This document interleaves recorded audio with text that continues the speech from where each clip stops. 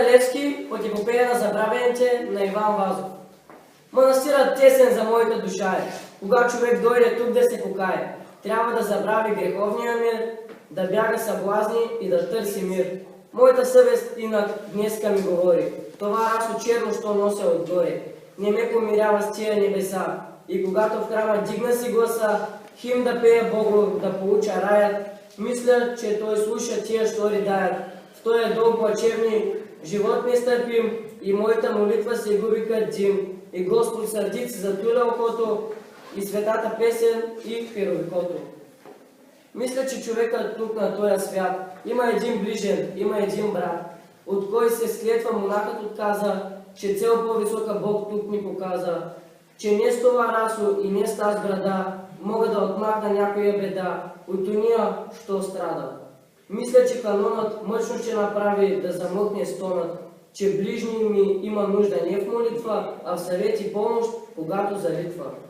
9 години той скита се бездомен, без сън, без покой, под вънкашност чужда и под име ново, и със сърце порасло и за кръст готово. На робите слепи в робската страна и носи съзнание крепо светлина.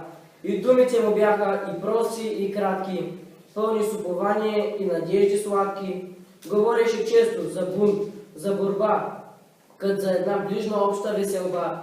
Часът, на която той беше неизвестен, изпитваше кой е сърца, си реч честен, участник да стане в подвига свят.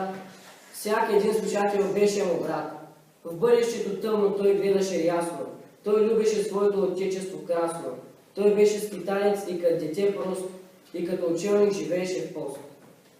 И всякога възраст, класа, пол, занятие, взимаше участие в това предприятие. Богати с парите, сюрмага с трудът, момите с иглата, учени и сумът, а той беден, гол, бос, лишен от имотът, за да е полезен, дал си бе животът.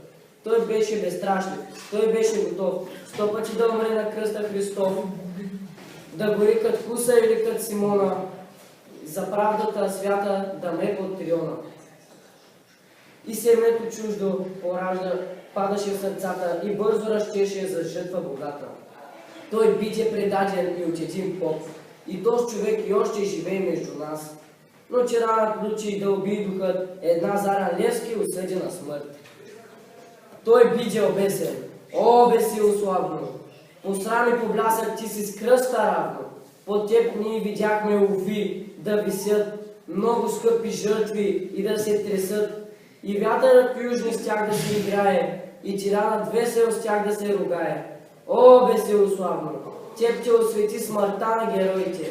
Свещено си ти белег си страшен и знак за свобода, за коя по тебе гниеше народа, и лъвът, и храбри, и смъртта до днес под тебе бесило правеше ни чест, защото подлецът, шпионът, мръсникът, в уния дни мрачни, що робство се викат, умираха мирни на своето легло, с продадена чест, с позор на чело, и смъртта на тебе, о бесилко свята, бе не срам, а слава нова за земята, и връх, откъдето виждаше духът към безсмъртието по прекия път.